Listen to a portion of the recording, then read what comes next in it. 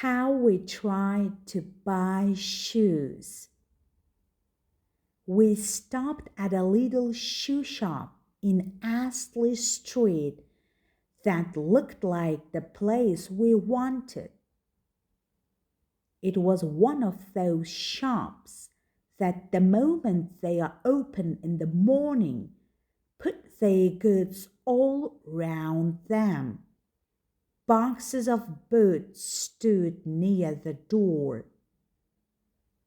Boots hung over the doors and windows. Inside the shop, boots stood on the shelves and on the floor all around. The shopkeeper, when we came in, was busy with a chisel and hammer opening a new large box full of boots. George raised his hat and said, "Good morning."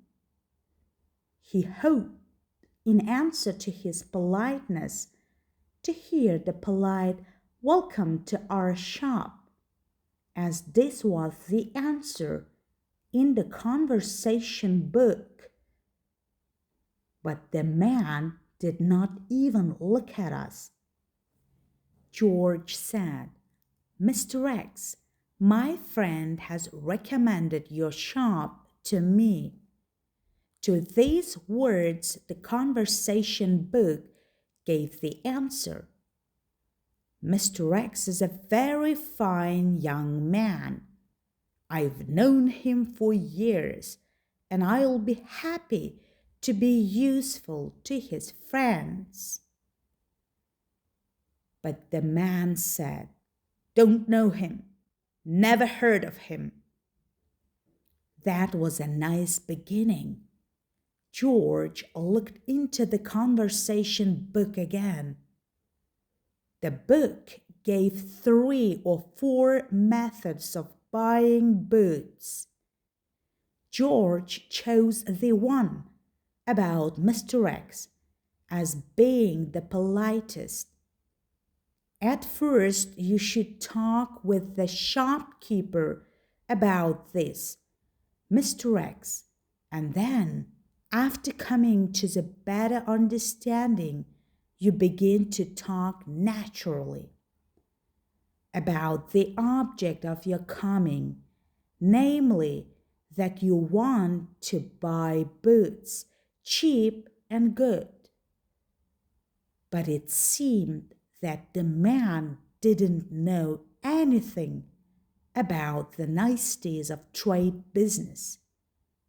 He didn't want to understand George. So George stopped talking about Mr. X and looked into the conversation book again. He chose some sentence on the page. It was an unlucky choice in this place because it says, "They say that you have here boots for sale." For the first time, the man put down his hammer and chisel and looked at us. He said slowly, "What do you think I keep boots for? To smell them?" He began quietly and grew more and more angry as he continued. "What do you think I am?" he asked. "A boot collector? Do you think I love the boots and can't part with a pair? Do you think I hang them around here to look at them? Where do you think you are? In a museum of boots? Have you ever heard of a man who has a boot shop and doesn't sell boots? What do you take me for, an idiot?" I have always said that these conversation books are never of any real use. "We had better leave," said Harris, and started for the door. But George suddenly found the answer in the book, the best sentence he could find at the moment. He said, "We will come again, when perhaps you will have some more books to show me. Till then, adieu."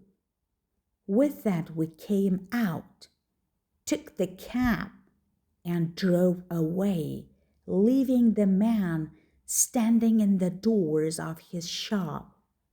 What he said I did not hear, but the passers-by found it very interesting.